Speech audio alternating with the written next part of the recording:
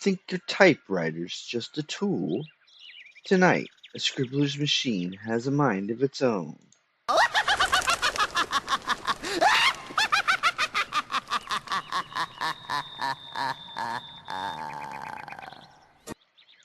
In the Ballad of the Flexible Bullet. The barbecue was over. It had been a good one. Drinks, charcoal T-bones, rare, a green salad, and Meg's special dressing. They had started at 5, now it was 8:30 and almost dusk. The time when a big party is just starting to get rowdy. But they weren't a big party. There were just the 5 of them, the agent and his wife, the celebrated young writer and his wife, and the magazine editor, who was in his early 60s and looked older. The editor stuck to Fresca. The agent had told the young writer before the editor arrived there had once been a drinking problem there. It was gone now, and so was the editor's wife, which was why they were 5 instead of 6. Instead of getting rowdy, an introspective mood fell over them as it started to get dark in the young writer's backyard, which fronted the lake. The young writer's first novel had been well reviewed and had sold a lot of copies. He was a lucky young man, and to his credit, he knew it. The conversation had turned with playful gruesomeness from the young writer's early success to other writers who had made their marks early and had then committed suicide. Rossi Lockridge was touched upon, and Tom Hagen. The agent's wife mentioned Sylvia Plath and Anne Sexton, and the young writer said that he didn't think Plath qualified as a successful writer. She had not committed suicide because of success, he said. She had gained success because she had committed suicide. The agent smiled. Please, couldn't we talk about something else? The young writer's wife asked a little nervously. Ignoring her, the agent said, and madness. There have been those who had gone mad because of success.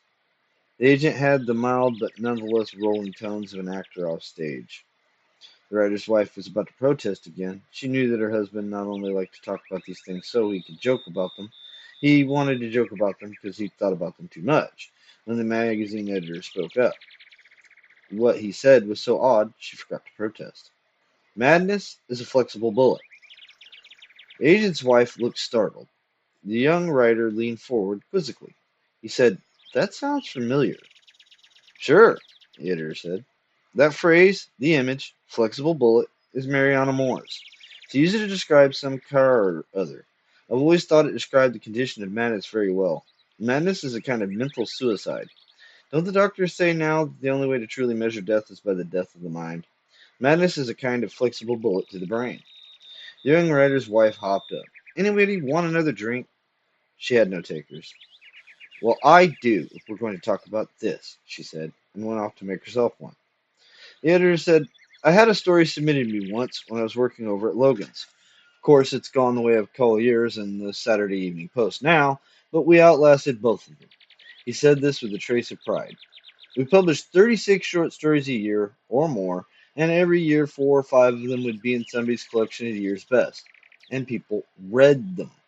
Anyway, the name of this story was The Ballad of the Flexible Bullet, and it was written by a man named Red Thorpe, a young man about this young man's age and about as successful. He wrote Underworld Figures, didn't he? The agent's wife asked. Yes, amazing track record for a first novel. Great reviews, lovely sales in hardcover and paperback. Literary guild, everything. Even the movie was pretty good, although not as good as the book, nowhere near. I loved that book, the author's wife said, lured back into the conversation against her better judgment. She had the surprised, pleased look of someone who had just recalled something that had been out of mind for too long. Has he written anything since then? I read Underworld Figures back in college, and that was, well, too long ago to think about it. You haven't aged a day since then, the agent's wife said warmly, although privately she thought the young writer's wife was wearing too small a halter and too tight pair of shorts. No, he hasn't written anything since then, the editor said, except for this one short story I was telling you about. He killed himself, went crazy and killed himself. Oh, the young writer's wife said limply. Back to that. Was the short story published? The young writer asked. No, but not because the author went crazy and killed himself. It never got into print because the editor went crazy and almost killed himself. The agent suddenly got up to freshen his own drink, which hardly needed freshening. He knew that the editor had had a nervous breakdown in the summer of '69, not long before Logan's had drowned in a sea of red ink. It was the editor. I was the editor informed the rest of them. In a sense, we went crazy together, Red Thorpe and I. Even though I was in New York, he was out in Omaha, and we never even met. His book had been out about 6 months, and we'd moved out there to get his head together, as the phrase was then. And I happen to know this side of the story because I see his wife occasionally when she's in New York. She paints, and quite well. She's a lucky girl. He almost took her with him. The agent came back and sat down. I'm starting to remember some of this now, he said. It wasn't just his wife, was it? He shot a couple other people, one of them a kid. That's right, the editor said. It was the kid that finally set him off. The kid set him off? The agent's wife asked. What do you mean? But the editor's face said he would not be drawn. He would talk, but not be questioned. I know my side of the story because I lived it, the magazine editor said. I'm lucky too. Damn lucky. It's an interesting thing about those who try to kill themselves by pointing a gun at their heads and pulling the trigger. You'd think it'd be a foolproof method, rather than pills or slashing the wrist, but it isn't. When you shoot yourself in the head, you can't tell what's going to happen. The slug may ricochet off the skull and kill someone else. It may follow the skull's curve all the way around and come out the other side. It may lodge in the brain and blind you and leave you alive. One man may shoot himself in the forehead with a 38 and wake up in the hospital. Another may shoot himself in the forehead with a 22 and wake up in hell, if there is such a place. I tend to believe it's here on Earth, probably in New Jersey. The writer's wife laughed rather shrilly. The only foolproof suicide method is to step off a very high building, and that's a way out that only the extraordinarily dedicated ever take. So damn messy, isn't it? But my point is simply this. When you shoot yourself with a flexible bullet, you really don't know what the outcome is going to be. In my case, I went off a bridge and woke up at a trash-littered embankment with a trucker whapping me on the back and pumping my arms up and down like he had only 24 hours to get in shape and had mistaken me for a rowing machine. For Reg, the bullet was lethal. He, but I'm telling you a story I have no idea if you want to hear. He looked around at them questioningly in the gathered gloom. The ancient agent's wife glanced at each other uncertainly, and the writer's wife was about to say she thought she'd had enough gloomy talk when her husband said, I'd like to hear it, if you don't mind telling it for personal reasons, I mean. I've never told it, the editor said, but not for personal reasons. Perhaps I've never had the correct listeners. Then tell away, the writer said.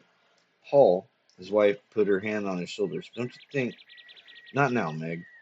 The editor said the story came in over the transom, and at that time Logan's no longer read unsolicited scripts. When they came in, a girl would just put them in the return envelopes with a note that said, due to increasing costs and the increasing inability of the editorial staff to cope with the steadily increasing number of submissions, Logan's no longer reads unsolicited manuscripts. We wish you the best of luck in placing your work elsewhere. Isn't that a lovely bunch of gobbledygook? It's not easy to hear the word increasing 3 times in one sentence, but they did it. And if there's no return postage, the story went into the wastebasket, the writer said, right?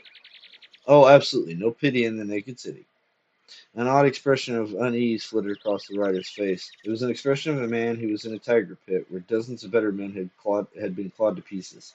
So far, this man hadn't seen a single tiger, but he has a feeling that they are there and that their claws are still sharp.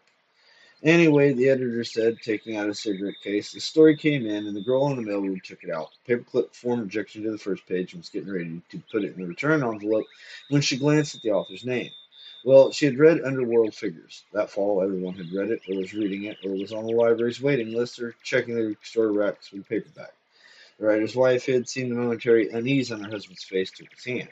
He smiled at her. The editor snapped a gold ronce into his cigarette, and in the glowing dark, they could see how haggard his face was. The loose crocodile skin pouches under his eyes, the rounded cheeks, the old man's jut chin emerging out of a late middle-aged face like the prow of a ship. That ship, the writer thought, is called old age.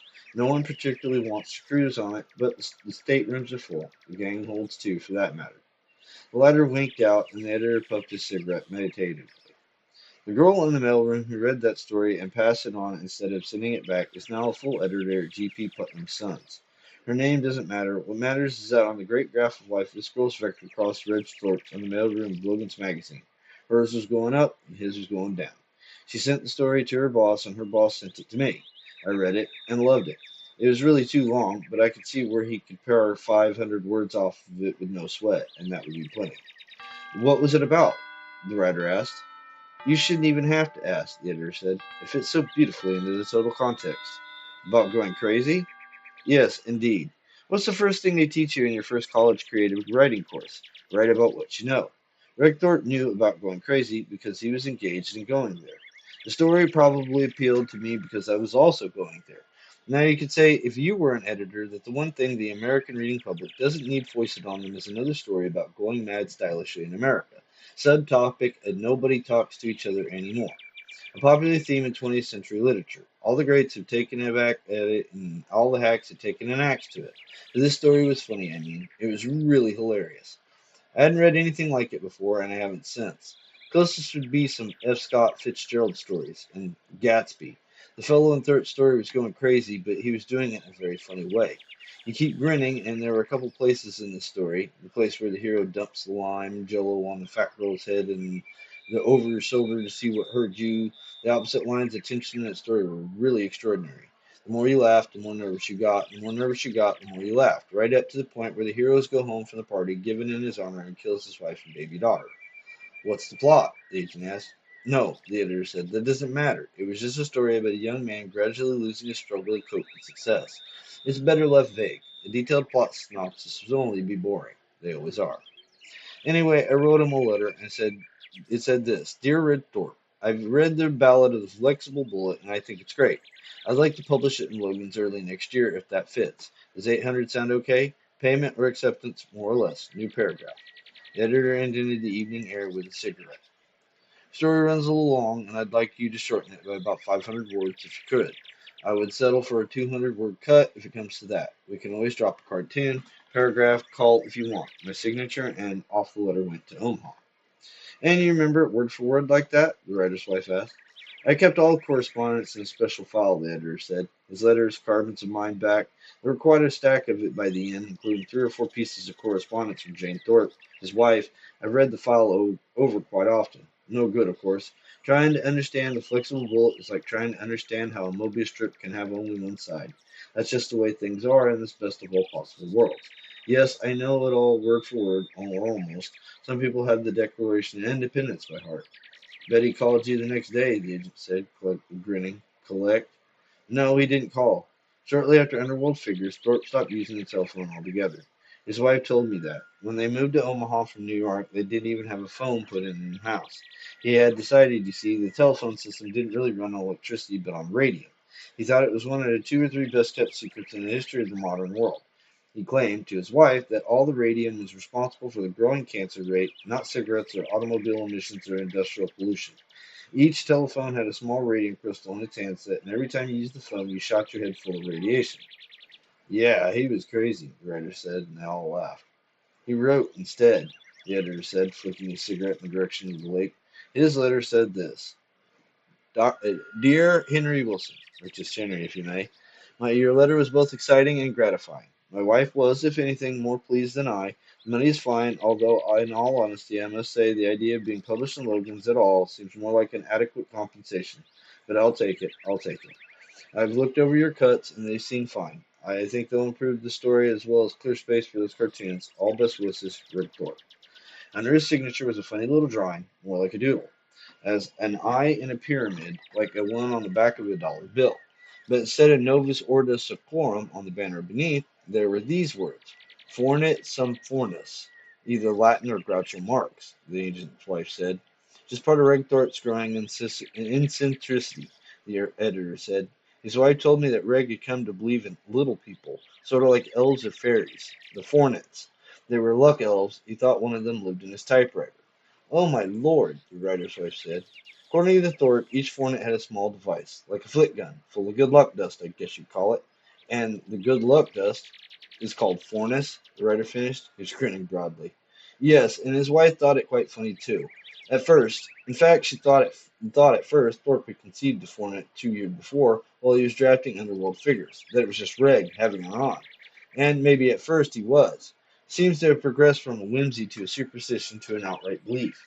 It was a flexible fantasy, but hard in the end, very hard. They were all silent. The grins had faded. The Fornets had their funny side, the editor said. Thorpe's typewriter started going to shop a lot near the end of their stay in New York, and it was even more frequent thing that they moved to Omaha. He had a loaner while it was being fixed for first time out there. The dealership manager called a few days after Red got his own machine back to tell him he was going to send a bill for cleaning the loaner as well as Thorpe's own machine. What was the trouble? Agent's wife asked. I think I know, the writer's wife said. It was full of food. the editor said. Tiny bits of cake and cookies. There were peanut butter smeared on the platings of the keys themselves. Greg was feeding the fornit in his typewriter. He also fed the loaner, on the off chance that the fornit had made the switch. Boy, the writer said. I knew none of these things then, you understand. For the nonce, I wrote back to him and told him how pleased I was. The secretary typed the letter and brought it in for my signature. Then she had to go about for something. I signed it and she wasn't back. And then, for no real reason at all, I put the same doodle below my name, Pyramid I, and fornit some pornets. Crazy. The secretary saw it and asked me if I wanted to send it out that way. I shrugged and told her to go ahead. 2 days later, Jane Thorpe called me. She told me that my letter had excited Reg a great deal.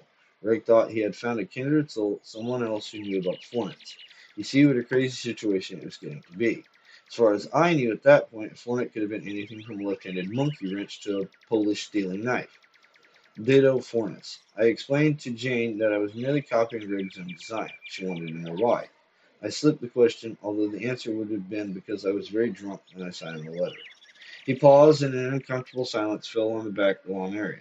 People looked at the sky, the lake, the trees, although they were no more interesting now than they had been a minute or two before. I had been drinking all my adult life, and it's impossible for me to say when it began to get out of control.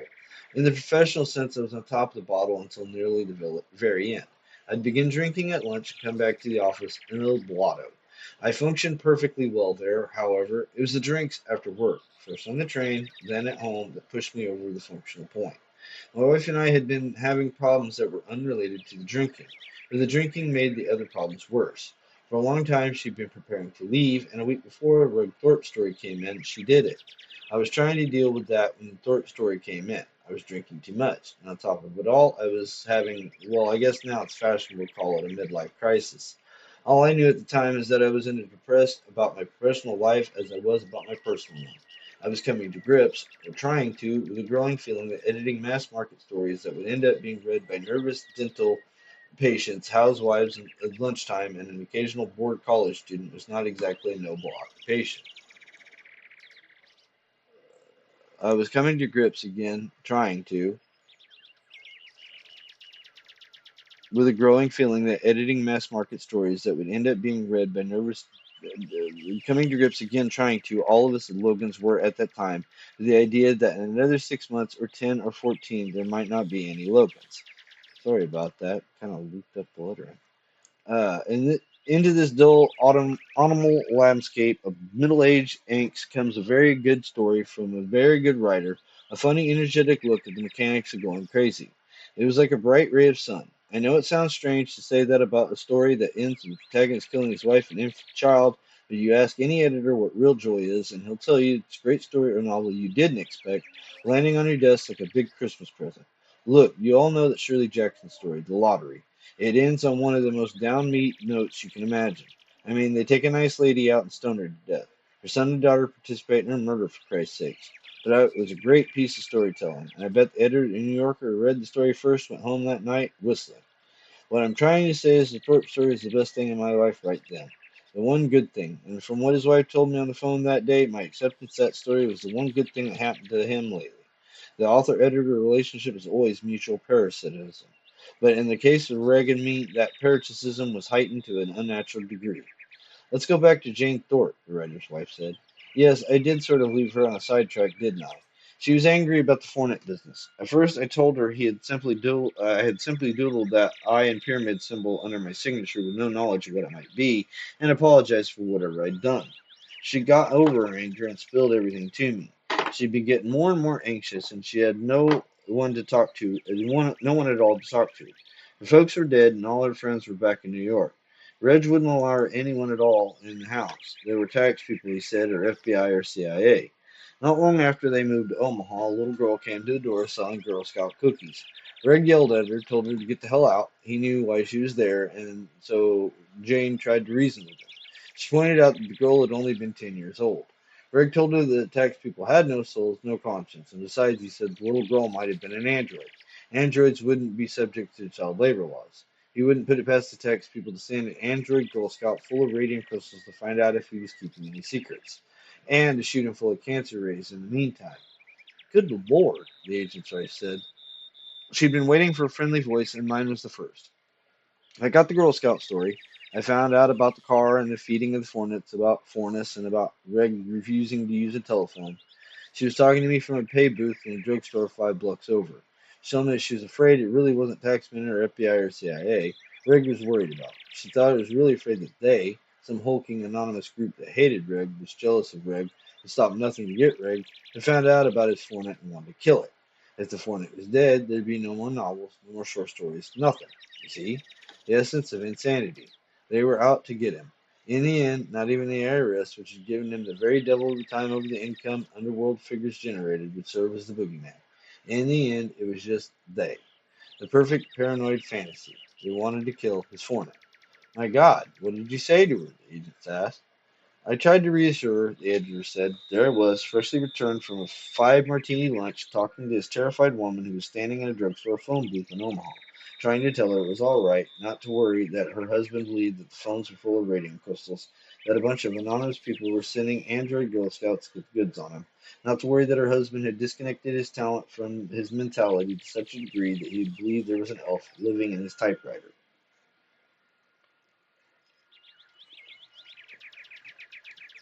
I don't believe I was very convincing. She asked me, no, begged me to work with Reg on a story to see that it got published. She did everything but come out and say that the flexible bullet was Reg's last contact with what we laughingly would call reality. I asked her what I should do if Reg mentions fornits again. Humor him, she said. Her exact words, humor him. And then she hung up. There was a letter in the mail from Reg the next day, 5 pages typed single spaced. First paragraph was about the story. The second draft was getting on well, he said. He thought he'd be able to shave 700 words from the original 10,500, bringing the final down to tight 9,008. The rest of the letter was about Fornitz and Forness, his own observations and questions. Dozens of questions. Observations? The writer leaned forward. He was actually seeing them then. No, the editor said, not seeing them in an actual sense, but in another way. I suppose he was. You know, astronomers knew Pluto was there long before they had a telescope powerful enough to see it. They knew all about it by studying the planet Neptune's orbit. Reds were observing the planets in that way. They liked to eat at night, he said, and had I noticed that? He fed them at all hours of the day, but he noticed most of it disappeared after 8 p.m. Hallucination? The writer asked.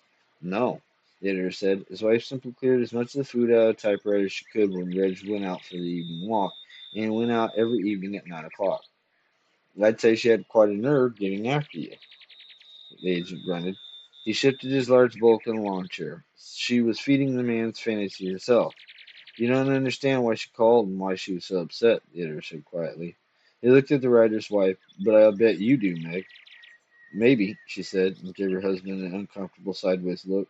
She wasn't mad because you were feeding his fantasy. She was afraid you might upset it. Bravo. The editor lit a first cigarette.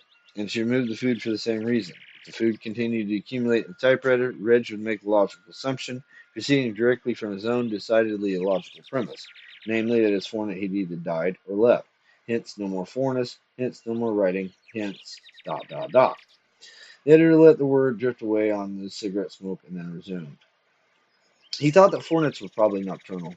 They didn't like loud noises. He had noticed that he hadn't been able to write on mornings after noisy parties. They hated the TV, hated free electricity, they hated radium.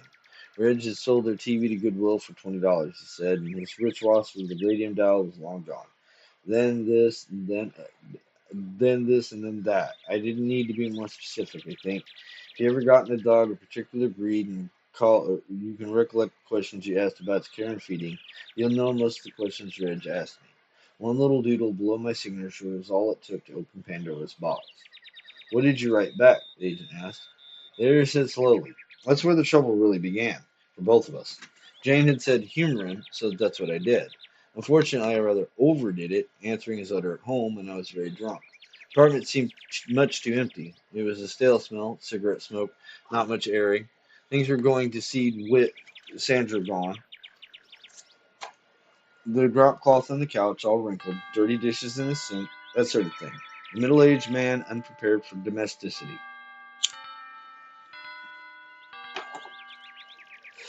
I sat there with a sheet of my personal stationery rolled into a typewriter, and I thought, I need a fornet. In fact, I need a dozen of them to dust this damn lonely house with fornets from end to end. In that instance, I was drunk enough to interview Red Thorpe his leadership. I'd said I had a fornit, of course. I told Red that mine was remarkably similar to his in its characteristics. Nocturnal, hated loud noises, but seemed to enjoy Bach and Brahms. I often did my best work after an evening of listening to them, I said. I found my fornit had decided to taste for Kishner's bologna and had Reg ever tried it. I simply lit a little scrap through it near the script roll I always carried, my editorial blue pencil, if you like, and it was almost always gone in the morning, unless, as Red said, it had been noisy the night before.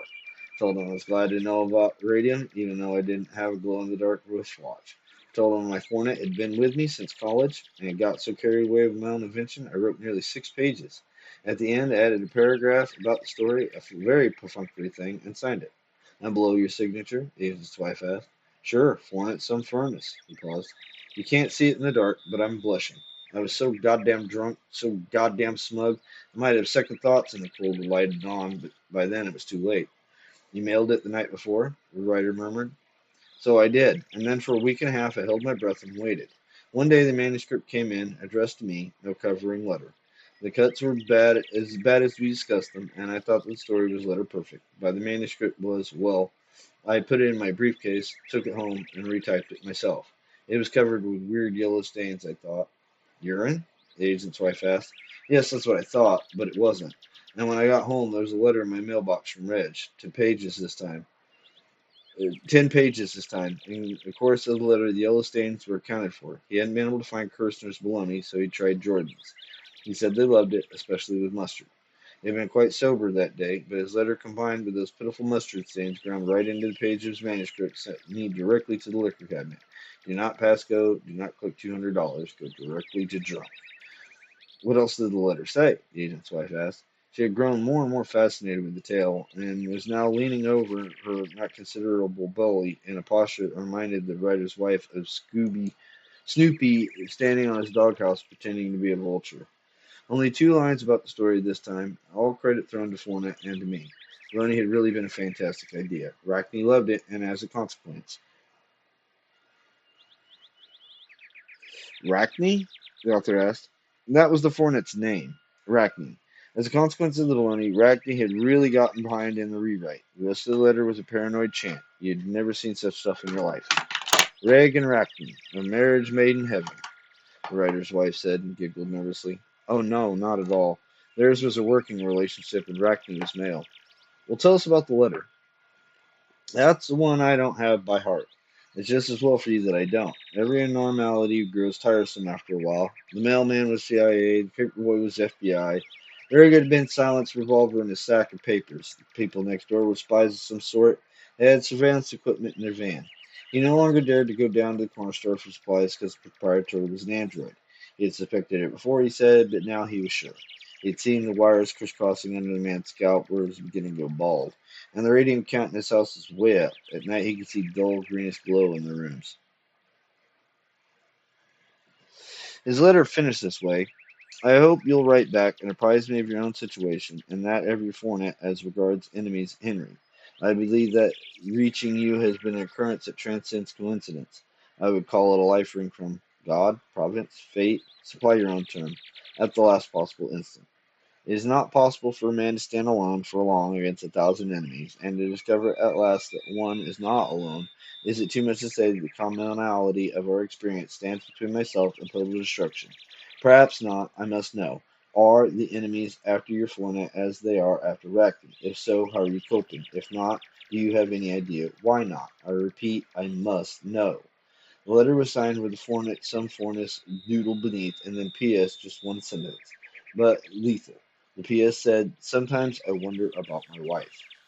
I read the letter through 3 times. In the process, I killed an entire bottle of black velvet. I began to consider options on how to answer this letter. There's a cry for help from a drowning man. That was pretty obvious. The story had held him together for a while, but now the story was done. Now he was depending on me to hold him together, which was perfectly reasonable since I'd brought the whole thing on myself. I walked up and down the house throughout the empty rooms, and I started to unplug things. I was very drunk, remember, and heavy drinking opens unexpected avenues to suggestibility, which is why editors and lawyers are willing to spring for 3 drinks before talking contract at lunch. The agent buried laughter, but the mood remained tight and intense and uncomfortable. And please keep in mind that Reg Thorpe was one hell of a writer. He was absolutely convinced of the things he was saying. FBI, CIA, IRS, they, the enemies.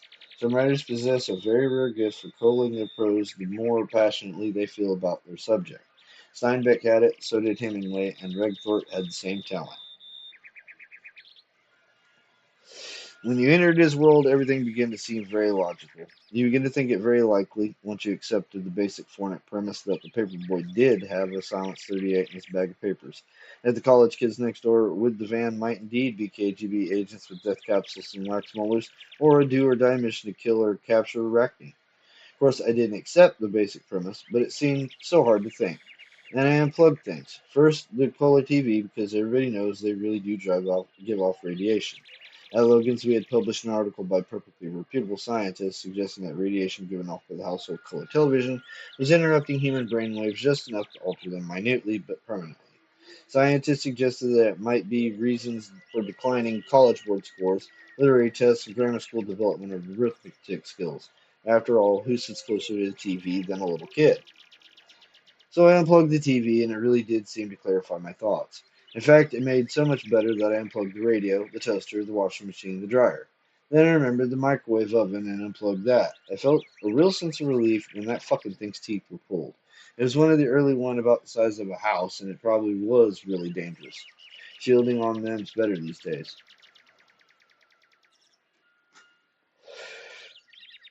It occurs to me, if I can get this down, it occurred to me just how many things we have in an ordinary middle class house that plugs into a wall. An image occurred to me of this nasty electrical octopus, its tentacles consisting of electrical cables all snaking into the walls, all connected with wires outside, and all the wires leading to power stations run by the government. There was a curious doubling in my mind as I did those things, the editor went on, after pausing for a sip of his Freshka. Essentially, I was responding to a superstitious impulse. There are plenty of people who won't walk under ladders or open an umbrella in the house. There are basketball players who cross themselves for taking a foul shot, and baseball players who change their socks when they're in a slump. I think it's the rational mind playing a bad stereo accompaniment of the irrational subconscious. Forced to define irrational subconscious, I would say that it is a small padded room inside all of us, where only furnishing is a small card table, and the only thing on the card table is a revolver loaded with flexible bullets. When you change course on the sidewalk to avoid the ladder or step out of your apartment in the rain with your furled umbrella, part of your integral self peels off and steps into that room and picks the gun up off the table. You may be aware of two conflicting thoughts. Walking under a ladder is harmless, and not walking under a ladder is also harmless. But also, as soon as the ladder is behind you, or as soon as the umbrella is open, you're back together again. The writer said, "That's very interesting. Take it a step further for me, if you don't mind. When does that irrational part actually stop fooling with the gun and pull it up to its temple?" The editor said, "When a person in question starts writing letters to the op-ed page of the paper demanding that the ladders be taken down because walking under them is dangerous." There was a laugh. "Having taken it that far, I suppose we ought to finish. The rational self has actually fired the flexible bullet into the brain when the person begins tearing around town, knocking ladders over, maybe injuring the people that were working on them. It's not certifiable behavior to walk around ladders rather than under them. It's not certifiable behavior to write letters to the paper saying that New York City went broke because of all the people callously walking under workmen's ladders, but it's certifiable to start knocking over ladders. Because it's overt," the writer muttered. The agent said, you got something there, Henry. I got this thing about not lighting 3 cigarettes on a match. I don't know how I got it, but I did.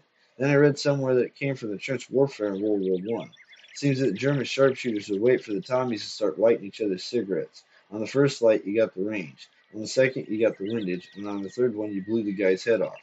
But knowing all that didn't make any difference. I still can't light 3 on a match. One part of me says, doesn't matter if I light a dozen cigarettes on one match, but the other part, this very ominous voice, like an interior Boris Karloff, says, "Oh, if you do." But all madness isn't superstitious, is it? The writer's wife asked timidly. "Isn't it?" The editor replied. "Jeanne d'Arc heard voices from heaven. Some people think they are possessed to demons. Others see gremlins or devils, or fornits. The terms we use for madness suggest superstition in some force or another, mania, abnormality, irrationality, lunacy, insanity.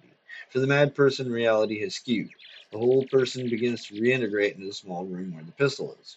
But the rational part of me was still very much there, bloody, bruised, indignant, and rather frightened, but still on the job, saying, 'Oh, that's all right. Tomorrow when you sober up, you can plug everything back in.'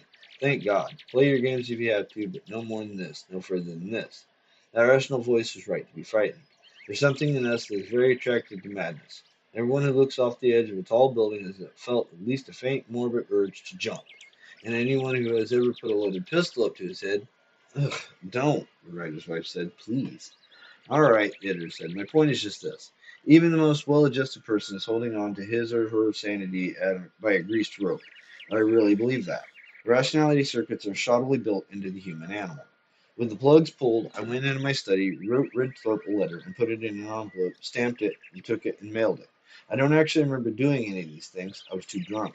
But I deduced that I did them because when I got up the next morning, the carbon was still on my typewriter, along with the stamps and the box of envelopes. The letter was about what you'd expect from a drunk. What it boiled down to was this: the enemies are drawn by electricity as well as the fornits themselves. Get rid of the electricity and you got rid of the enemies. And on the bottom I had written, the electricity is fucking up your thinking about these things, Greg. Interference with brainwaves. Does your wife have a blender? In effect, you had started writing letters to the paper, the writer said. Yes, I wrote that letter on Friday night. On Saturday morning, I got up around 11, hungover and only blurry of aware of what sort of mischief I'd been up to the night before. Great pangs of shame as I plugged everything back in. Greater pangs of shame and fear when I saw what I'd written to Reg. I looked over the house for the original of that letter, hoping like hell I hadn't mailed it, but I had. And the way I'd gotten through the day was by making a resolution to take my lumps like a man and go on the wagon. Sure it was. The following Wednesday was a letter from Reg, one page, handwritten, fornit some fornits doodles all over it. And in the center, just this: You're right, thank you, thank you, thank you. Reg, you're right, everything is fine now. Reg, thanks a lot. Reg, fornit is fine. Reg, thanks, Reg. Oh my, the writer's wife said. Bet his wife was mad, the agent's wife said. But she wasn't because it worked. Worked, the agent said. He got my letter in the Monday Morning Post. Monday afternoon, he went down to the local power office and told them to cut his power off. Jane Thorpe, of course, was hysterical. Her range ran on electricity. She did indeed have a blender, a sewing machine, a washer-dryer combination. Well, you understand. On Monday evening, I'm sure she was ready to have my head on a plate. But it was Reg's behavior that made her decide I was a miracle worker instead of a lunatic. He sat her down in the living room and talked to her quite rationally. He said that he knew he'd been acting in a peculiar fashion. He knew that she'd been worried. He told her that he felt much better with the power off and that he'd be glad to help her through any inconvenience that it caused. And then he suggested to go next door and say hello. Not to the KGB agents with the radium in their van, the writer asked. Yes, to them. Jane was totally floored. She agreed to go over with them, but she told me that she was grinding herself up for a really nasty scene. Accusations, threats, hysteria. She began to consider leaving Reg if he wouldn't go help for his problem. She told me that Wednesday morning on the phone when she made herself a promise. The power was the next to last straw. One more thing, and she was going to leave for New York. She was becoming afraid, you see. The thing had worsened by such degrees as by nearly imperceptible, and she loved him, but even her had forgotten as far as it could go. She had decided that if Ray had one strange word to the students next door, she was going to break up housekeeping. I found out much later she already had asked some circumspect questions about the procedure in Nebraska to effect an involuntary committal. The poor woman, the writer's wife murmured. But the evening was a smashing success, the editor said. Greg was his most charming, and according to Jan, that was very charming indeed. She hadn't seen him this much on in 3 years. The sullenness, the secretiveness, they were gone. Nervous ticks, a voluntary jump, look over his shoulder whenever a door opened. He had to be and talked about all the topics that were current back in the dim dead days. The war, the possibilities of volunteer army, the riots in cities, the pot laws. The fact that he had written underworld figures came up and they were author struck, was the way Jane put it. Three of the four had read it, and you can bet the odd one wasn't going to linger any on his way to the library. The writer laughed and nodded. He knew about that bit.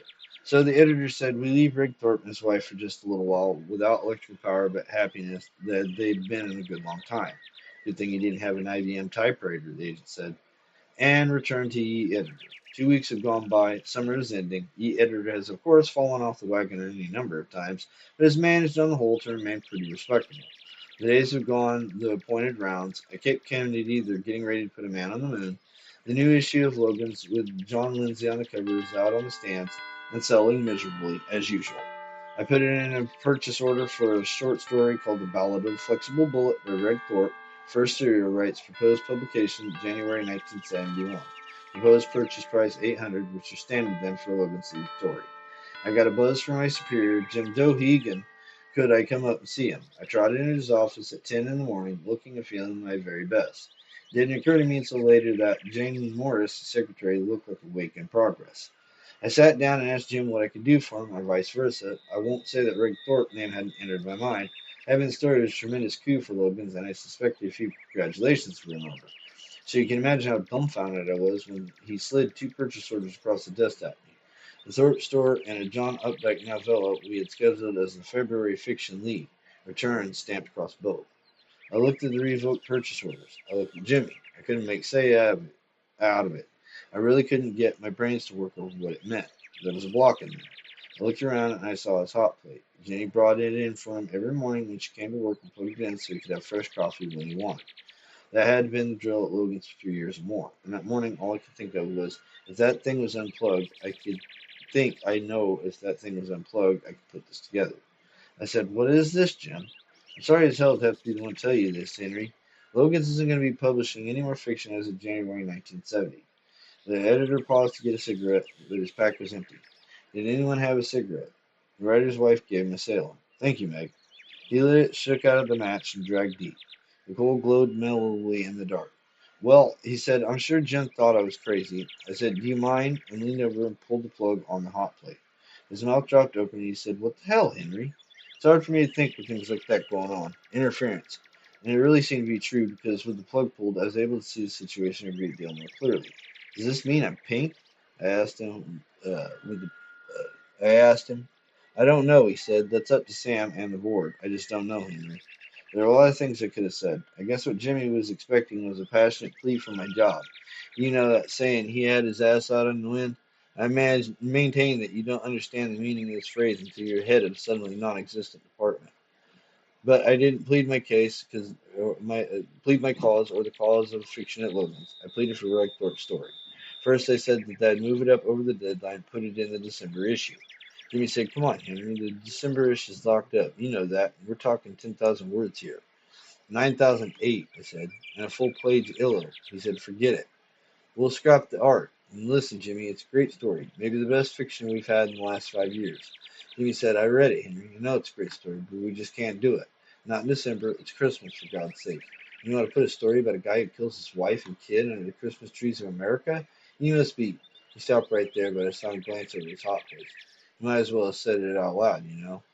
The writer nodded slowly, his eyes never leaving the dark shadow that was the editor's face. I started to get a headache. A very small headache at first. It was getting hard to think again. I remembered Janie Morris had an electric pencil sharpener on her desk. There were all those fluorescents in Jim's office, the heaters, the vending machines in the concession down the hall. When you stop and think of it, the whole fucking building ran on electricity. It was a wonder that anyone could get anything done. That was when the idea began to creep in, I think. The idea that Logan's was going broke because no one could think straight. And the reason no one could think straight because they were all cooped up in this high-rise building that ran on electricity. The brain waves were completely messed up. I remember thinking that if you'd gotten a doctor in there with one of those EEG machines, they'd get some awfully weird graphs, full of those big spiky alpha waves that characterize malignant tumors in the forebrain. Just thinking about those things made my headache worse, but I gave it one more try. I asked him if he would at least ask Sam Bader, the editor-in-chief, to let my story stand in the January issue, as Logan's fictional Victorian necessary, the final Logan short story. Jimmy was fiddling with his pencil and nodding. He said, "I'll bring it up, but you know it's not going to fly. We got a story by a one-shot novelist, and we got a story by John Updike that's just as good, maybe better, and..." "The Updike story is not better," I said. "Well, Jesus, Henry, you don't have to shout." "I'm not shouting," I shouted. He looked at me a long time. My headache was quite bad by then. I could hear the fluorescents buzzing away. It sounded like a bunch of flies caught in a bottle. It was a really hateful sound, and I thought I could hear Jan running her electric pencil sharpener. They're doing it on purpose, I thought. They want to mess me up. They know they can't think of the right things to say when those things are running, so Jim was saying something about bringing it up at the next editorial meeting, suggesting that instead of an arbitrary cutoff date, they publish all the stories which had verbally contracted for. Although I got up, went across the room, and shut off the lights. "What'd you do that for?" Jimmy asked. "You know why I did it," I said. "You got to get out of here, Jimmy, for there's nothing left of you." He got up and came over to me. "I think you ought to take the rest of the day off, Henry. Go home. The rest of you know you've been under strain lately. I want you to know I'll do the best I can on this. Feel as strongly as you do, well, almost as strongly, but you ought to just go home and put your feet up and watch some TV. TV, I said and laughed. It's the funniest thing I'd ever heard. Jimmy, you tell Sam Vader something else for me. What's that, Henry? Tell him he needs a fornit. This whole outfit. One fornit, a dozen of them. A fornit, he added, nodding. Okay, Henry, I'll be sure to tell him that. My headache was very bad. I could hardly even see. Somewhere in the back of my mind, I was already wondering how I was going to tell Reg and wondering how Reg was going to take it. I'll put in the purchase order myself if I can find out who to send it to, I said. Reg might have some ideas. Dozen fornits. Get him to dust this place with fornits from end to end. Shut off the fucking power all of it. I was walking around his office and Jimmy was staring at me with his mouth open. Shut off all the power, Jimmy? You tell him that. Tell Sam that. No one can think with all these electrical interference, am I right?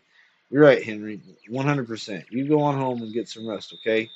Take a nap or something. And Fornits, they don't like that interference. Radium, electricity, it's all the same thing. Feed 'em bologna, cake, peanut butter. And we get requisitions for that stuff. My headache was this black ball of pain behind my eyes. I was seeing two of Jimmy, two of everything. All of a sudden, I needed a drink. There were no Fornits, and the rational of my mind assured me there was not. Then a drink was the only thing in the world that could get me right. Sure, we can get the requisitions. You don't believe any of this, do you, Jimmy?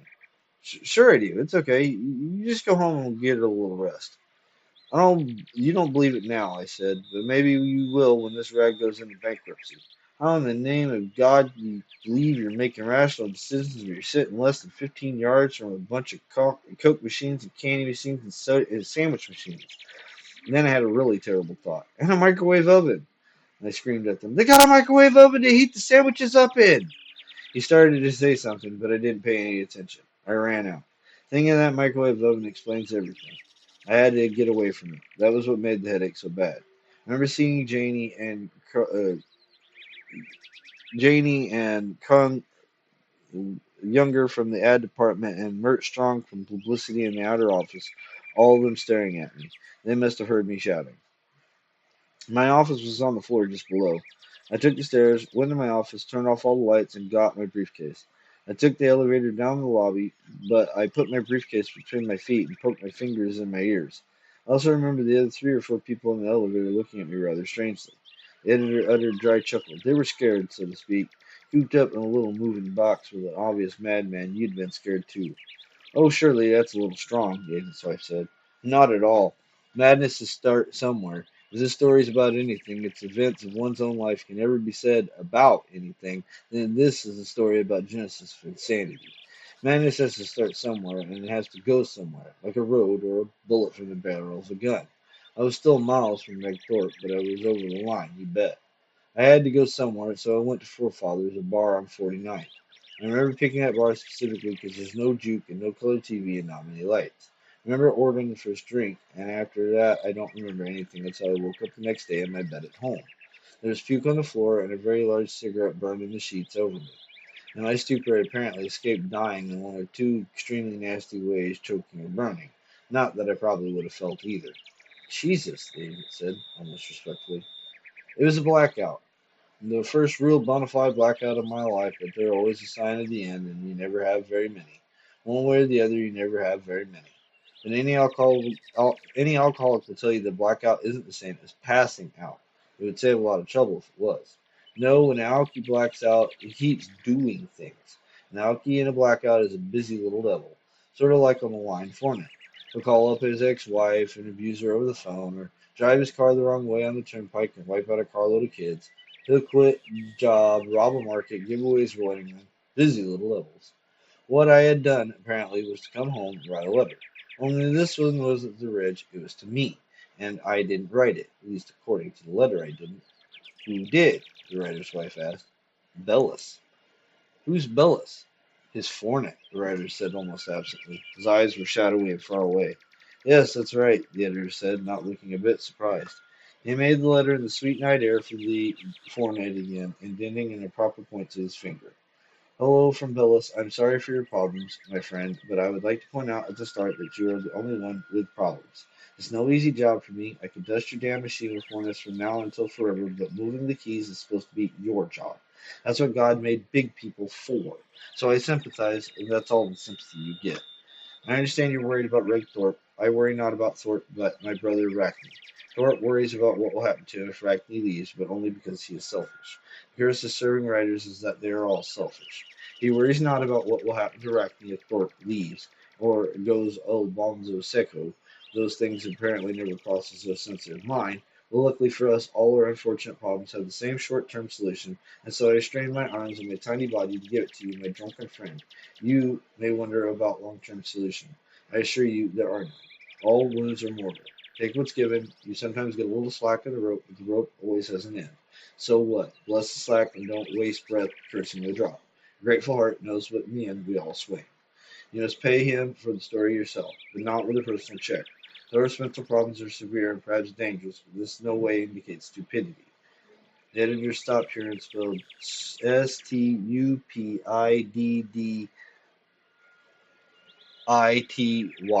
Then he went on. If you give him a personal check, he'll crack wise in 9 seconds. We'll draw 800 and some few odd dollars from your personal account and have your bank open an account for you in our name Arvin Publishing Inc. Make sure they understand you want checks that look businesslike, nothing with cute dogs or Canon Vista on them. Find a friend, someone you can trust, and list them in the code as a code drawer. When the checks arrive, make one for $800 and have the code drawer sign the check. Send the check to Greg Thorpe. That will cover your ass for the time being. Over and out. With a signed Bellis, not in holograph, and type. Ooh, the writer said again. When I got up, the first thing I noticed was a typewriter. It looked like somebody had made it up. It was a ghost typewriter in a cheap movie. The day before, it was an old black office Underwood. When I got up, the head, it felt about the size of North Dakota. It was sort of gray. Last few sentences of the letter were clumped up in a faded, clumped up, faded. One look, I figured my faithful and would probably finish. I took a little taste and went out in the kitchen. There was an open bag of confectioner's sugar on the counter with scoop in it. There were confectioner's sugars everywhere between the kitchen and the little den where I did my work in those days. Feeding your fornit, the writer said. Bella had a sweet tooth. You thought so, anyway. Yes, but even as sick and hungover as I was, I knew perfectly well who the fornit was. He licked the points off his fingers. Well, Bellis was my mother's maiden name. Second, that phrase of bonzo stico. It was a private phrase my brother and I used to make mean crazy back when we were kids. Third, and in a way most damning, was that spelling of the word stupidity. It's one of those words I habitually misspell.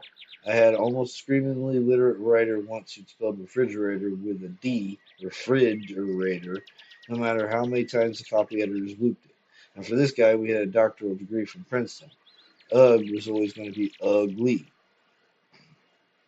The writer's wife uttered a suddenly laugh. It was embarrassing cheerful. I do that. All I'm saying is that the man's misspellings or woman's are his literary fingerprints, as any copy editor who has done the same writer a few times. No, Bellis is me, and I was Bellis. The advice was damn good advice. In fact, I thought it was great advice. Here's something else. The subconscious leaves the fingerprints, but there's a stranger down there, too. A hell of a weird guy who knows a hell of a lot. I'd never seen that phrase code drawer in my life, to the best of my knowledge, but there it was, and it was a good one. And I found out some time later that banks actually use it. Picked up the phone to call a friend of mine, and this bolt of pain, incredible, went through my head. I thought of Reg Thorpe and his radio, and I put the phone down in a hurry. I went to see the friend in person after I'd taken a shower and gotten a shave, and had checked myself out about 9 times in the mirror to make sure my appearance approximated how a rational human being is supposed to look. Even so, he asked me a lot of questions and looked me over pretty closely. So I guess there must have been a few signs that a shower, a shave, and a good dose of Listerine couldn't hide. He wasn't in the biz, and that was a help. News had a ways of traveling, in this biz, so to speak. Also, if he'd been on the biz, he'd been known of Arvin Publishing Inc., responsible for Logan's, and would have wondered what sort of scam I was trying to pull. But he wasn't. He didn't, and I was able to tell him it was a publishing venture I was interested in since Logan had apparently decided to 86 the fiction department. Did he ask why you were calling it Arvin Publishing? The writer asked. Yes. What did you tell him? I told him that Arvin was my mother's maiden name. Just a little pause, and then the editor resumed. He spoke uninterrupted to the end. So I began waiting for the printed checks, of which I wanted exactly one. I exercised to pass the time. Pick up the glass, flex the elbow, empty glass, flex the elbow again, till all that exercise wears you out and you just sort of fall forward with your head on the table. Other things happen, but those are the ones that really occupy my mind, the waiting and the flexing. As I remember, I have to reiterate that because I drink a lot for the time, and for every single thing I remember, there are probably 50 or 60 I don't. I quit my job. That caused a sigh of relief all around, I'm sure. From them, because I didn't have to perform to the existential task of firing me for craziness when the department was no longer in existence. Me, because I didn't think I'd ever have to face the building again, the elevators, fluorescents, the phones. Thought of all that waiting electricity. I wrote Reg Thorpe and his wife a couple letters each during that 3 week period. I remember doing hers, not his, like the letter from Ellis. I wrote those letters in blackout periods. But I hewed to my old work habits when I was blottoed, just as I hewed to my old misspellings. I never failed to use a carbon, and when I came to the 2 in the morning, carbons were lying around. It was like reading letters from a stranger. Not that the letters were crazy, not at all. The one where I finished up with the P.S. about the blender was worse. Those letters seemed almost reasonable. He stopped, shook his head slowly, wearily. Poor Jane Thorpe. Not that things appeared to be all that bad therein. Must have seemed to her that her husband's editor was doing a very skillful and humane job of humoring him out of his deepening depression. I question of whether or not it's a good idea to humor a person who's been entertaining all sorts of paranoid fantasies. Fantasies which almost led one case to an actual assault on a little girl probably occurred to her. If so, she chose to ignore the negative aspects because she was humoring him too. Nor have I ever blamed her for it. He wasn't just her meal ticket, some nag that was to be worked and humored and worked until he was ready for the knacker chop. She loved the guy. In her own special way, Jane Thorpe was a great lady. And after living with Greg was the evening times, the east times to the high times, and finally the crazy times, I think she would agree with Billis about blessing the slack and not wasting your breath cursing the drop. Of course, the more slack you get, the harder you snap, and you finally fetch up at the end. But even that quick snap can be a blessing, I reckon. Who wants to strangle? I had returned letters from both of them in that short period, remarkably sunny letters, although they were strange, almost final quality to the sunlight. It seemed as if, well, never mind the cheap philosophy. If I can think of what I mean, I'll say it. Let it go for now. He was playing hearts with the kids next door every day, every night, and by the time leaves started to fall, they thought Ray Thorpe was about God come down to earth. When they weren't playing cards or tossing frisbee, they went and talked literature, and very generally rallying them through their paces. He'd gotten a puppy from the local animal shelter and walked it every morning and night, meeting other people on the block the way you do when you walk your own dog.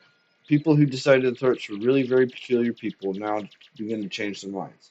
When Jane suggested that without electrical appliances she could really use a little house help, Greg agreed at once. She was flabbergasted by his cheery acceptance of the idea. It wasn't a question of money. After Underworld figures, they were rolling in dough. It was a question, Jane figured, of they. They were everywhere. That was Greg's scripture, and were better agents for they than a cleaning woman that went everywhere in the house, looking under beds and in closets and probably in desk drawers as well. They weren't locked and then nailed shut for good measure. But he told her to go right ahead. He told her he felt like an insensitive clod not to have thought it earlier, even though she made a point of telling me this. He was doing most of the heavy chores, such as the hand washing himself. He only made one small request that the woman not be allowed to come into his study. Best of all, most encouraging of all from Jane's standpoint, was the fact that Reggie had gone back to work, this time on a new novel. She had read the first 3 chapters and thought they were marvelous. All of this she thought had begged when I had accepted the Ballad of Flexible Bullet for Logan's. Period before that had been dead low end, and she blessed me for it. I am sure she really meant that last, but her blessing seemed to have no great warmth, and the sendiness of her was marred somehow. Here we are, back to that. The sunshine in her letter was like sunshine on a day when you have those macro scale clouds and mean it's going to rain like hell soon. All this good news, hearts and dog and clean woman and a new novel, and yet she was too intelligent to really believe what he was getting well again, or so I believed, and even in my own fog. Greg had been exhibiting symptoms of psychosis. Psychosis is like lung cancer in one way. Neither of them clears up on its own, although both patients and lunatics have their good days. May I borrow another cigarette, dear? The writer's wife gave him one. After all, he resumed, bringing out the Robinson, the signs of his idle fix were all around her. No phone, electricity. He put Reynolds wraps all over the switch plates. He's putting food in the typewriter as regularly as he put in a new puppy's dish. The students next door thought he was a great guy, but the students next door didn't see Reg putting on rubber gloves to pick up the newspaper off the front stoop in the morning because of his radiation fears. They didn't hear him moaning in his sleep or have to soothe him when he woke up screaming with dread nightmares he couldn't remember. You, my dear, he turned towards the writer's wife, have been wondering why she stuck with him. Although you haven't said as much, it's been on your mind, am I right? She nodded. Yes, and I'm not going to offer a long, motivated thesis. The convenient thing about stories is that true is that you only need to say this is what happened and let people worry for themselves about the why. Generally, nobody ever knows why things happen anyway, particularly the ones they say they do. But in terms of Jane Thorpe's own selective perception, things had gotten out a hell of a lot better. She interviewed a middle-aged black woman about the cleaning job and brought herself to speak as frankly as she could about the husband's idiosyncrasies. The woman, Gertrude Rulin by name, laughed and said she'd done for people who were a whole lot stranger. Jane spent the first week of the woman's employ pretty much the way she'd spent that first visit with young people next door, waiting for some crazy outburst. Greg charmed her as completely as he charmed the kids, talking to her about her church work, her husband, and her youngest son, Jimmy, who, according to Gertrude, made Dennis the Menace look like the biggest bore in the first grade. She had 11 kids in all, and there was a 9-year gap between Jimmy and his next oldest sibling. He made things hard on her. Greg seemed to be getting well, at least is looking as things certainly did, but he just as crazy as ever, of course, and so was I. Madness may well be a sort of flexible bullet, but any ballistics expert with assault will tell you no two bullets are exactly the same. Ridge's one letter to me talked a little bit about his new novel and then directly passed to Fornits. Fornits in general, Arachne in particular. He speculated on whether they actually wanted to kill Fornits or he thought it was more likely to capture them alive and study them. He closed by saying, both appetite and my outlook on life have improved immeasurably since we began our correspondence. Henry, appreciated, affectionately yours, Red. And a P.S. below inquiring casually if an illustrator had been assigned to do his story. That caused a guilty pang or two and a quick trip to the liquor cabinet on my part. Greg was in Fornits. I was into wires. My answering letter mentioned Hornets only in passing. By then, I really was humoring the man, at least on the subject. The elf with my mother's maiden name and my own bad spelling habits didn't interest me a whole lot. What had come to interest me more and more was the subject of electricity and microwaves and RF waves, and interference from small appliances and low-level radiation. Christ knows what else. I went to the library and I took out books on the subject. I bought books on the subject. There were a lot of scary stuff in them, and of course, that was the sort of stuff I was looking for. I had my phone taken out and my electricity turned off. It helped for a while, but one night I was standing by the door drunk with a bottle of black velvet in my hand and another one in my top coat pocket. I saw this little red eye peeping down at me from the ceiling. God, for a minute I thought I was going to have a heart attack. It looked like a bug up there at first, a great big dark bug with one glowing eye. I had a Coleman glass lantern and I lit it. I saw what it was at once. Only instead of relieving me, it made me even worse. As soon as I got a good look at it, it seemed like it felt large, clear bursts of pain going through my head. Radio waves. For a moment, it was as if my eyes were rotating in their sockets, and I could look into my own brain and cells, and in their smoking, going black, dying. It was a smoke detector, a gadget which is even newer than the microwave ovens back in 1969. I bolted out of the apartment and went downstairs. I was on the fifth floor by then, but I was always taking stairs, hammering on the super's door. I told him I wanted that thing out of there, wanted it out of there right now. I wanted it out tonight, wanted it out there within the hour. He looked at me, although I'd gone completely, you shall pardon the expression, bonzo seco, and I didn't understand that now. That smoke detector was supposed to make me feel good, it was supposed to make me feel safe. Now, of course, it's law, but back then it was a great leap forward, paid for by the Building Tenants Association. He removed it. It didn't take long, but the look in his eyes was not lost upon me, and I could, in some limited way, understand his feelings. I needed a shave, a stink of whiskey, my hair was sticking up all over my head, top coat was dirty. He didn't know I was no longer went to work, but that I had my television taken away, that my phone and electrical service was voluntarily interrupted. He thought I was crazy. And I may have been crazy, but like Red, I was not stupid. I turned on the charm. Editors have got to have a certain amount, and I greased the skids with a $10 bill. Finally, I was able to smooth things over, but I know from the way people were looking at me in the next couple weeks, my last 2 weeks in the building, as things turned out, that story had traveled. The fact that no members of the Tenants Association approached me to with wounded noises about my ingratitude was particularly telling. I suppose I thought I might take after them with a steak knife. All of that was very secondary in my thoughts that evening, however, as I sat in the glow of the Colney lantern, only light in the 3 rooms except for all the electricity in Manhattan that came through the windows. I sat with my bottle in one hand, a cigarette in the other, looking at the plate in the ceiling with a smoke detector with its one red eye, an eye which was so unintrusive in the daytime that I had never even noticed it had been. I thought of undeniable fact that although I'd all the electricity turned off my place, there'd been that one live item when there was one, and might be more. Even if there wasn't, the whole building was rotten with wires. It was filled with wires the way a man dying of cancer is filled with evil cells and rotting organs. Closing my eyes, I could see all those wires in the darkness of the conduits glowing with a sort of green nether light, and beyond them the entire city. One wire, almost harmless itself, running to a switch plate. The wire behind the switch plate a little thicker, leading down the conduit to a basement where it joined a thicker wire, and one leading down to the street to a whole bunch of wires, of those wires so thick they were really cables. When I got Jane Thorpe's letter mentioning the tinfoil, part of my mind recognized and saw it as a sign of returned craziness, and that part I knew I would have to respond as if my whole mind thought she was right. The other part of my mind, by far the largest part now, thought, what a marvelous idea, and I covered my own split places in a identifying fashion the next day. I was the man, remember, that was supposed to be helping Reg Thorpe, and in a desperate sort of way, it was actually quite funny. I determined that night to leave Manhattan. There was an old family place in the Adirondacks I could go to, and that sounded fine to me. One thing keeping me in the city was Rick Thorpe's story. If the Ballad of the Flexible Bullet was Reg's life ring in a sea of madness, it was mine too. I wanted to place it in a good magazine. With that done, I could get the hell out.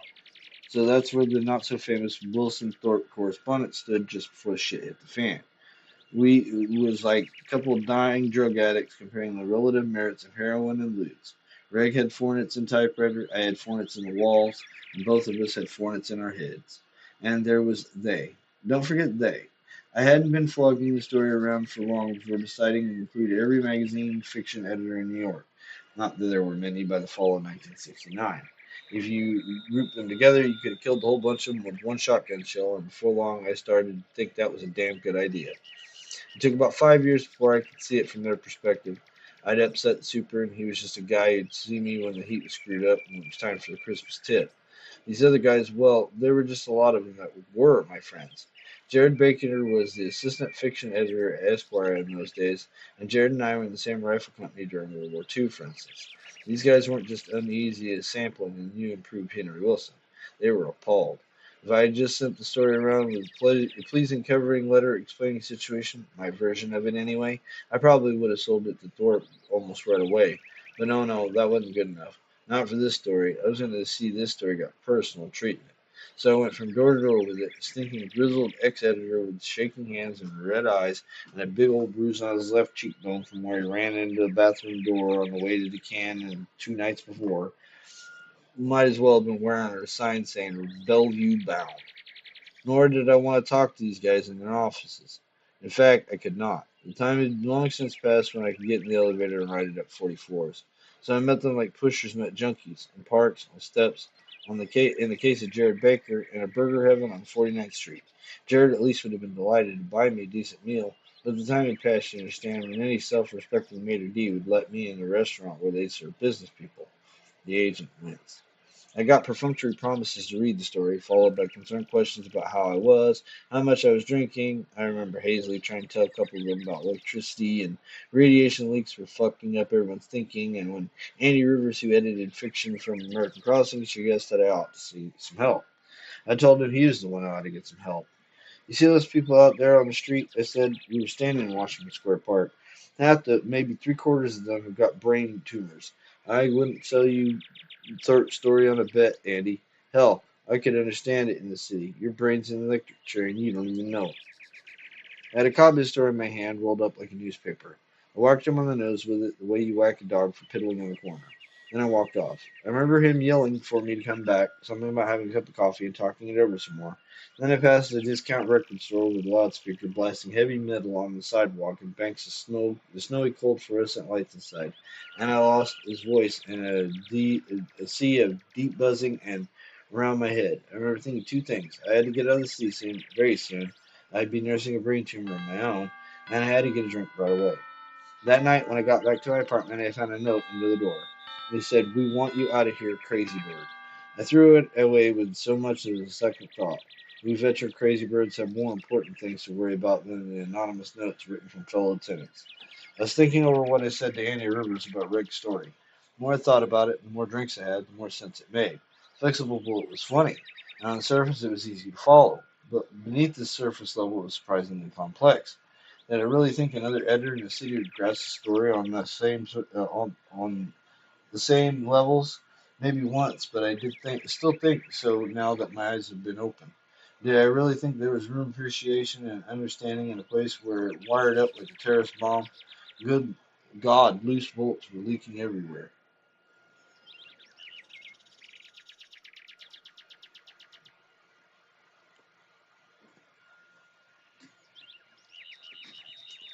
I decided I didn't want to sell Reg's story after all.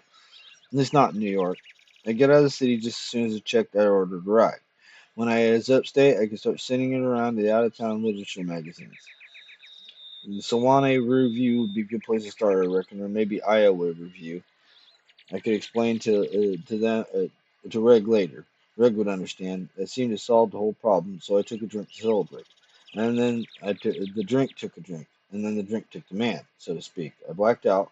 I'd only had one more blackout left in me as it happened. The next day, my Arvin Company checks came. I typed one of them up and went to see my friend, the code drawer. There was another one of those tiresome cross examinations, but this time I kept my temper. I wanted that signature. And then I got it. Went to the business supply store and had them make up an Arvin Company letter stamp while I waited. I stamped a return address on the business envelope, typed Reg's address, confection sugar was out of the machine, but the key still had a tendency to stick, and added a brief personal note saying that no check uh, to to another had ever given me more personal pleasure, and that was true. Still is. It was almost an hour before I could bring myself to mail it. I just couldn't get over how official it looked. You never would have known that smelly drunk hadn't changed his underwear in about 10 days and put that one together. He paused, crushed at a cigarette, looked at his watch, and oddly like the conductor announcing a train's arrival of some city of importance, he said we had reached the inexplicable. This is the point in my story which most interested the two psychiatrists and various mental case workers with whom I associated during the next 30 months of my life. It's the only part of it that they really wanted me to recover as a sign that I was getting well again. As one of them put it, this is the only part of your story which I cannot explicably a fault induction, once that is your sense of logic has been mended. Finally, I did recant because I knew, even if they didn't, that I was getting well, and I was damn anxious to get out of the sanitarium. I thought I didn't get out fairly soon, I'd go crazy all over again, so I recanted. Galileo did too when they held his feet to the fire, but I've never recanted in my own mind. I don't say that what I'm about to tell you really happened, only I still believe it happened. That's a small qualification, but to me it's crucial. So, my friends, the explicable. I spent the next 2 days preparing to move upstate. The idea of driving the car didn't disturb me at all.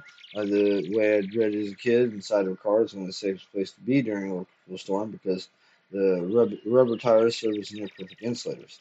I was actually looking forward to getting in my old Chevrolet, cranking up all the windows, and driving out of the city, which I began to see as a sink of lightning.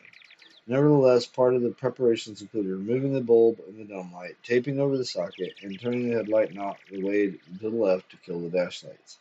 When I came in on the last night I meant to spend in the apartment, the place was empty except for the kitchen table, the bed, and my typewriter in the den. The typewriter was sitting on the floor. I had no intention of taking it with me. I had too many bad associations, and besides, the keys were going to stick forever. Let the next tenant have it, I thought, and Dulles too. It was just sunset, and the place was plenty color. I was pretty drunk, and had another bottle in my top coat portion against the watches of the night. I started across the den, meaning to go into the bedroom, I suppose. There I would go on the bed and think about the wires and electricity and free radiation and drink until I was drunk enough to go to sleep. What I called the den was really the living room. I made it in my workplace because I had the nicest light in the whole apartment. A big westward facing window that looked all the way to the horizon. That's something close to a miracle of loaves and fishes in the floor Manhattan apartment, but the line of sight was there. I didn't question it, I just enjoyed it. That room was filled with a clear, lovely light even on rainy days. But the quality of the light that evening was eerie. The sunset had filled the room with red glow, furnace light empty. The room seemed too big. My heels made flat echoes against on the hardwood floor. Typewriter sat in the middle of the floor, and I was just going around it when I saw there a ragged scrap paper stuck under the roller that gave me a start, because I knew there had been no paper in the machine when I had been out the last time to get the fresh bottle. I looked around, wondering if someone or some intruder in the place with me. Except it wasn't intruders or burglars or junkies. I was thinking it was ghosts. I saw a ragged blank place on the wall to the left of the bedroom door. I at least understood where the paper and the typewriter had come from. Somebody had simply turned off a ragged piece of the old wallpaper. I was still looking at this when I heard a single small clear noise, clack, from behind me. I jumped and whistled around, with my heart knocking in my throat. I was terrified, but I knew that sound just the same. There was no question at all. You work with words all your life, and you know the sound of a typewriter playing hidden paper. And in a deserted room at dusk, there's no one to strike the key. I looked at them in the dark, their faces blurred white circles, saying nothing, slightly huddled together now. Wilder's wife was holding one of the writer's hands tightly in both her own. I felt outside myself, unreal. Perhaps this is always the way one feels when he arrives at the point of the inexplicable. I walked slowly over the typewriter. My heart was pounding madly up in my throat, but I mentally calm, icy even. Clack! Another plating popped up. I saw it this time. The key was in the third row from the top on the left. I got down on my knees very slowly, and all the muscles in my legs seemed to go slack, and I half swooned the rest of the way down until I was sitting there in front of the typewriter with my dirty linen fog topcoat spread around me like the skirt of a girl who had made her very deepest curtsy. The typewriter clacked twice more, fast, paused, and clacked again. Each clack made the same kind of flat echo that my footfalls had made on the floor. The wallpaper had rolled in the machine so that the side with the dry glue on it was facing out. The letter was ripply and bumpy, but I could read them. Rackney, it said. Then it clacked again the word Rackney. Then he cleared out his throat and grinned a little. Even after all these years, it's hard to tell, to just say what came out. Okay, this little fact with no icing on it is this. I saw a hand come out of the typewriter, an incredibly tiny hand. It came out from between the keys B and N in the bottom row, curled itself into a fist, and hammered down on the space bar. The machine jumped to space very fast like a hiccup, and the hand drew back down inside. The agent's wife giggled shrilly. Can it, Marcia? The agent said softly, and she did. Planks began to become a little faster as the editor went on. After a while, I fancied I could hear the creature that was shoving the key arms gasping, the way anyone would gasp when he's working hard, coming closer and closer to his physical limit. After a while, the machine was hardly printing at all. Most of the keys were filled with that gluey stuff, but I could read the impressions. I got out Rackney is D, and then the Y key stuck to the glue. I looked at it a moment and then reached out the finger and freed it. I don't know if Billis, could have freed himself. If not, I didn't want to see try. Just a fist was enough to have me tottered on the brink. If I saw the entire, so to speak, I think I really would have gone crazy, and there's no question of getting up to run. All strength had gone out of my legs. Clack, clack, clack, those tiny grunts and sobs of effort, and every word that followed ink and dirt streaked would come out between the B and the N and hammer down on the space bar. I don't know how exactly long it went on. 7 minutes, maybe 10, or maybe forever. Finally, the clock stopped, and I realized I couldn't hear him breathe anymore. Maybe he fainted, maybe he gave up and went away, or maybe he died. Had a heart attack or something. All I really know for sure is that message wasn't finished. It read completely in lowercase, Rackney is dying. It's the little boy Jimmy Thorpe didn't know to tell Thorpe Rackney is dying. The little boy Jimmy is killing Rackney and Belly, and that was all. I found the strength to get my feet then, and I left the room. I walked in a great big tippy-toe steps as though I had gone to sleep, and if I made any of the flat, echoey noises on the bare wood, it would wake up and the typing would start again. And if I thought that it did, the first clack would start me screaming. And then I would just go on to my heart and my head burst. My Chevy was in the parking lot down the street, all gassed and loaded and ready to go. I got behind the wheel, and I remembered the bottle in my top coat pocket. My hands were shaking so badly that I dropped it, but it landed on the seat and didn't break. I remembered the blackouts, and my friends, right then, a blackout was exactly what I wanted, exactly what I got. I remember taking the first drink from the neck of the bottle and the second. I remember turning the key over in the accessory and getting Frank Sinatra on the scene, singing that old black magic, which seemed fitting enough, not under the circumstances, so to speak. I remember singing along and having a few more drinks. I was in the back row of the empty room and the fading red light in the den. Kept thinking of those puffing sounds as some bodybuilder elf had hung fishing sinkers out on the ends of a Q-tip and was doing body presses inside of my old typewriter. I kept seeing the pebbly surface on the backside of that torn scrap of wallpaper. My mind kept wanting to examine what must be going on before I came back to the apartment. Kept wanting to see it, him, Bellis, jump up, grab the letter off the edge of the wallpaper by the door to the bedroom because it was the only thing left in the room approximating paper. Hanging on, finally tearing it loose and carrying back to his typewriter on his head like the leaf of a palm. I kept trying to imagine how it, could ever run into the typewriter. And none of that was black palm. It was out, so I kept trying to imagine how it could ever run into typewriter. And none of that was blacked out, so I kept drinking, and Frank Sinatra stopped, and there was an ad for Crazy Eddie's, and Sarah Vaughan, Karen singing, I'm going to sit right down and write myself a letter, and that was something else I could relate to, since I'd just done that recently, or I thought I'd done until up till tonight when something happened to give me cause to rethink my position on that matter, so to speak, and I sang along with good old Sarah Soul, and right about then, I had to escape Vossi because in the middle of the second chorus, with no lag at all, it was puking my guts while somebody fist thumped my back with his palms and lifted my elbows behind me and put them down and then thumped my back with his palms again. That was the trucker. Every time he thumped, I felt a great claw of lip ride through my throat and get ready to go back down, except when he lifted my elbows, and every time he lifted my elbows, I puked again. And most of it wasn't even black velvet, but river water. When I was able to lift my head enough to get around 6 o'clock in the morning 3 days later, I was lying on the back of the Jackson River in West Pennsylvania, about 60 miles north of Pittsburgh. My Chevy was sticking out of the river, rear end up. I could read the McCarthy sticker on the bumper. Is there another Fresco, love? My throat's dry as hell. Ryder's wife fetched him one silently, and when she handed it to him, he impulsively bent and kissed wrinkled alligator hide cheek. He smiled, and his eyes sparkled in the sunlight. She was, however, a good and kind woman, and the sparkle did not in any way fool her. It was never merriness which made eyes sparkle that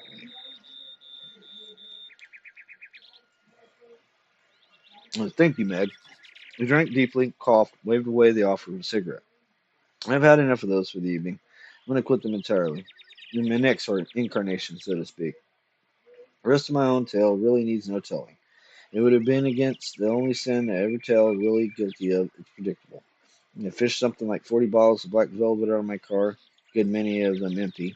I was babbling about elves and electricity and fornits and plutonium miners and fornits and seemed utter insane to them, and that's of course exactly what I was. Now here's what happened in Omaha while I was driving around, according to the gas credit slips in the Chevy glove compartment. 5 northeastern states.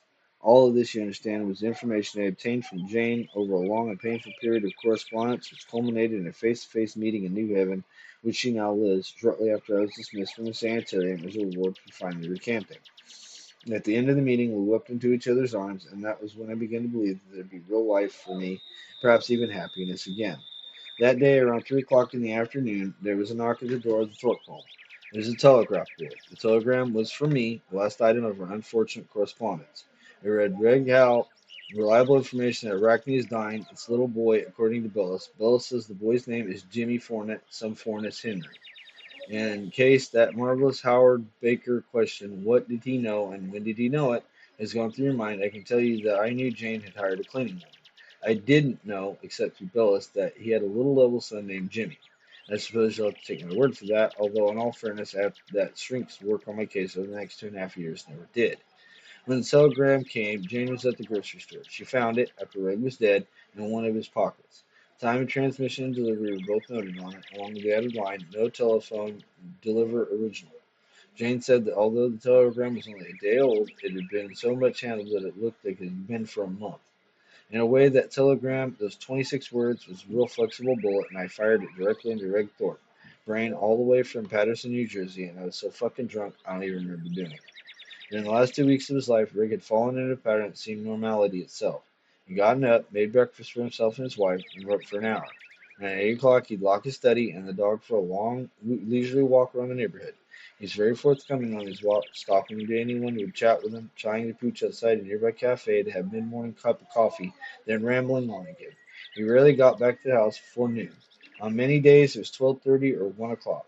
Part of this was an effort to escape the girlish Gertrude Rulin, Jane believed, because his pattern hadn't been to solidify until a couple of days after she started working for him. He would eat a light lunch, lie down for an hour or so, then get up and write for 2 or 3 hours. In the evening, he would sometimes go next door to visit with young people, either with Jane or alone. Sometimes he and Jane, in a movie, would just sit in the living room and read. They turned in early, Greg usually a while before Jane. She was there for a little sex, and what was there was of it was unsuccessful for both of them. But sex isn't as important for most women, she said, and Reg was working full out again, and that was a reasonable substitution for him. Wouldn't that under circumstances those last 2 weeks were the happiest in the last 5 years. I damn near cried when I read that. I don't know anything about Jimmy, but Reg did. Reg knew everything except for the most important fact. Jimmy had started to come to work with his mother. How furious he must have been when he got my telegram and began to realize. Here they were, after all. Apparently his own wife was one of them, because she was in the house when Gertrude and Jimmy were there and had never said a thing to Reg about Jimmy. What was it he'd written to me in that earlier letter? Sometimes I worry about my wife. When she arrived home on that day the telegram came, she found Red gone. There was a note on the kitchen to which said, Love, I've gone down to the bookstore, back by supper time. It seemed perfectly fine to Jane, but Jane knew about my telegram. The very normality of that note would have scared the hell out of her, I think. Would have understood that Reg believed she had changed sides. Reg didn't go near any bookstore. He went to Little John's Gun Emporium downtown. He bought a .45 automatic and 2,000 rounds of ammunition. He would have bought an AK-70 if Little John's had been allowed to sell them. He meant to protect his fornit, you see, from Jimmy, from Gertrude, from Jane, from them. Everything went according to established routine the next morning. She remembered thinking he was wearing an awfully heavy sweater for such a warm fall day, but that was all. The sweater, of course, was because of the gun went out to walk the dog with the .45 stuffed in the waistband of his chinos. Except the restaurant where he usually got his morning coffee was as far as he went directly there, with no lingering conversation along the way. He took a pup around to the loading area, tied its leash to the rear, and then went back to his house by way of backyards. He knew the schedule of the young people next doors very well. He knew they'd all be out. He knew where they kept their spare key. He let himself in, went upstairs, and watched his own house. At 8:40, he saw Gertrude Rulin arrive, and Gertrude wasn't alone. There was indeed a small boy with Jimmy Rulin's boisterous first-grade behavior convinced the teacher and the school guidance counselor almost that everyone, except maybe Jimmy's mother, who could have used the rest from Jimmy, would have been better off if he was held back another year. Jimmy was stuck with repeating kindergarten, and he had afternoon sessions for the first half of the year. The two daycare centers in the area were full, and she couldn't change the afternoons for the Thorpes because she was another cleaning job on the other side of town from 2 to 4. The upshot of everything was Jane's reluctant agreement that Gertrude could bring Jimmy with her until she was able to make other arrangements. Monterey Ridge found out.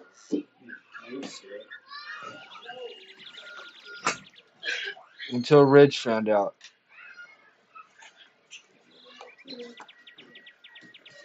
As he was sure to do.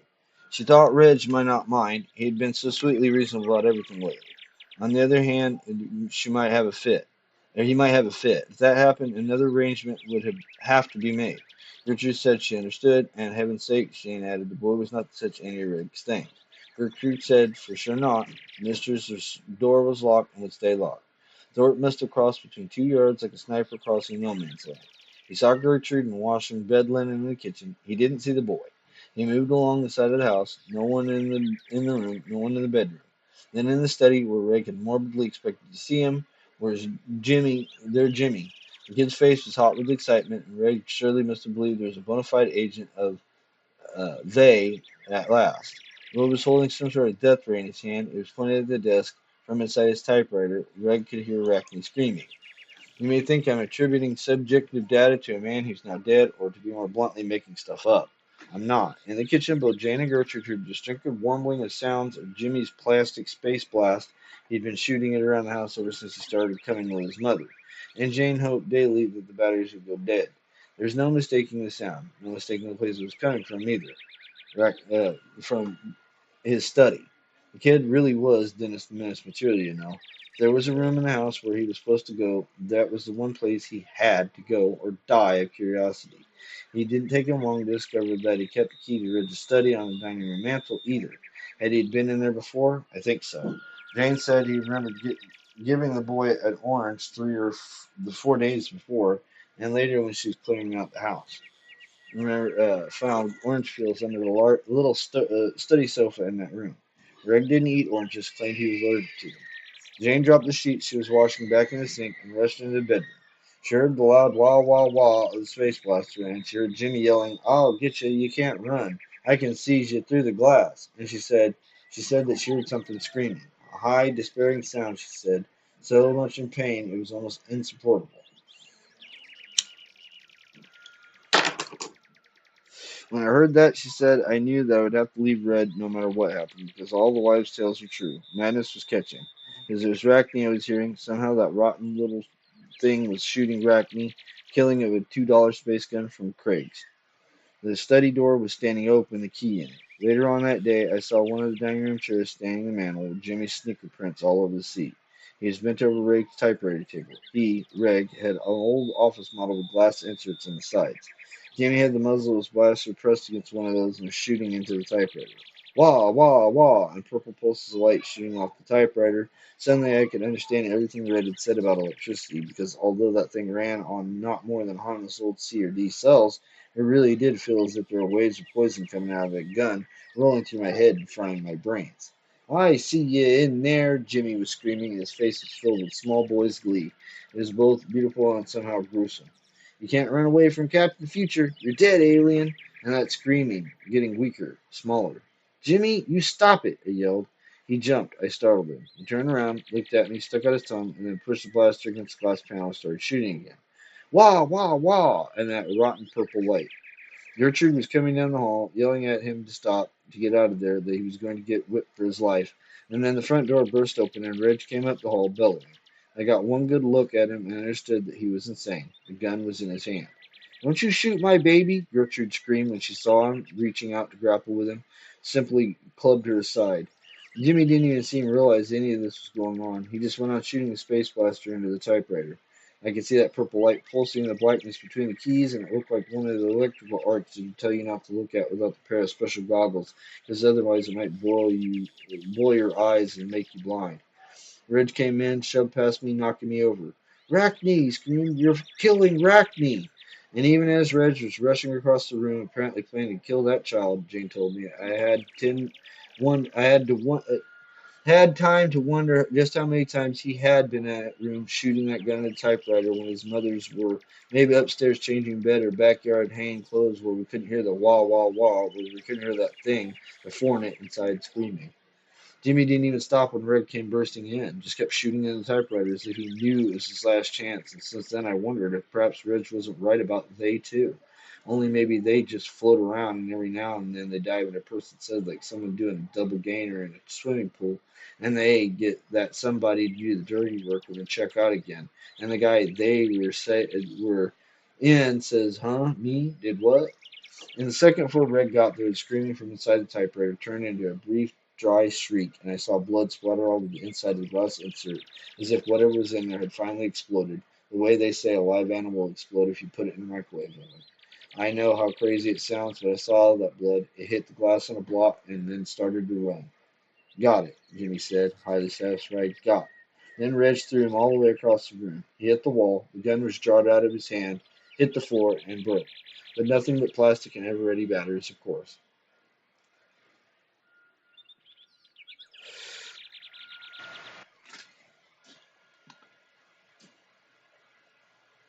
Reg looked into the typewriter and he screamed.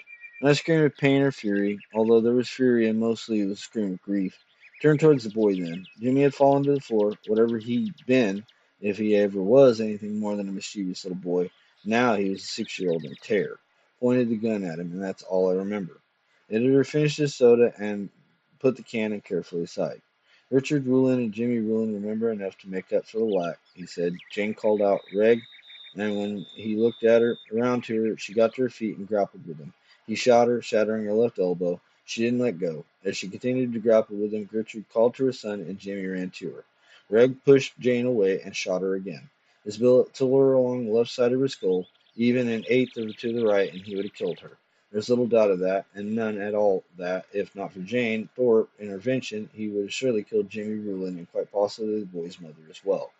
He did shoot the boy as Jimmy ran into his mother's arms just outside the door. The bullet entered Jimmy's buttock as on a downward course. It exited from his upper left thigh, missing the bone, and passed through Gertrude Ruland's shin. There was a lot of blood, but no major damage done to either. Gertrude slammed the study door and carried her screaming, bleeding son down the hallway and out the front door. The editor paused again thoughtfully. Jane was either unconscious by that time or she had deliberately chosen to forget what happened next. Reg sat down in his office chair and put the muzzle of the 45 against the center of his forehead. He pulled the trigger. The bullet did not pass through his brain, leaving a living vegetable, nor did it travel in a semicircle around the skull harmlessly on the far side. The fantasy was flexible, but the final bullet was as hard as it could be. He fell forward across the typewriter, dead. When the police broke in, they found him that way. Jane was sitting in a far corner, semi-conscious. The typewriter was covered with blood, presumably filled with blood as well. Head wounds were very, very messy. All the blood was type O, Reg Thorpe's type. And that, ladies and gentlemen, is my story. I can tell no more. Indeed, the editor's voice had been reduced to more than a husky whisper. There's none of the usual post-party chatter or even the awkward, bright conversations people sometimes uncover cocktail party indiscretions of some moment, or at least disguise the fact that things had at some point become much more serious than a dinner party situation usually warranted. But as the writer saw the editor to his car, he was unable to forbear one final question. The story, he said. What happened to the story? You mean Riggs? The Battle of the Flexible Bullet. That's right. The story that caused it all. That was the real flexible bullet.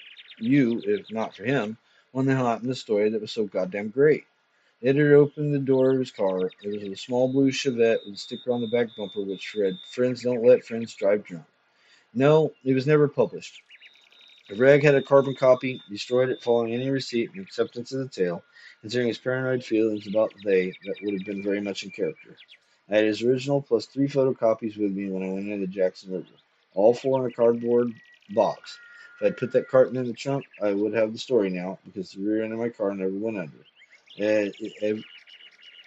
Even if it had, the pages would have been dried out. But I wanted it close to me, so I put it in the front on the driver's side window were open when I went into the water. Pages, I assumed they just floated away and were carried onto the sea.